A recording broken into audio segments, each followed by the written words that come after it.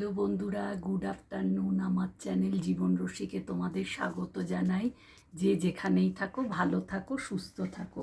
আজকে আমার লাঞ্চে কি বানিয়েছি সেটা তোমাদের সাথে শেয়ার করছি। গরম ভাত, একটু পেঁয়াজ রসুন কাঁচা লঙ্কা ধনেপাতা দিয়ে ঢ্যাঁড়স ভাজা করেছি, তার সাথে শসা পেঁয়াজ কাঁচা লঙ্কা। আর আজকে তেঁতোর ডাল করেছি, মুগের ডাল সজনে ডাঁটা কড়াইশুঁটি উচ্ছে দিয়ে, জানোই আদা বাটা সর্ষে ফোড়ন দিয়ে করে।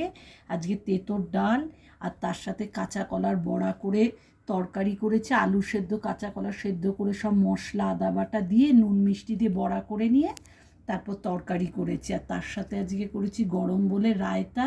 রায়তা তো জানোই টক দইয়ের মধ্যে শসা পেঁয়াজ গাজর দেয়, গাজর আমি দিইনি, ধনে পাতা একটু চাট মশলা নুন মিষ্টি দিয়ে আর ভাজা মশলা একটা ধনে জিরে গুঁড়োর একটা ভাজা মশলা দিয়ে এটা করে। আমি চিনি দিইনি, চিনির বদলে গুড় দিয়েছি। এটা টক মিষ্টি হয়, এটা খেলে হজমও হয়, পেট ঠান্ডা হয়।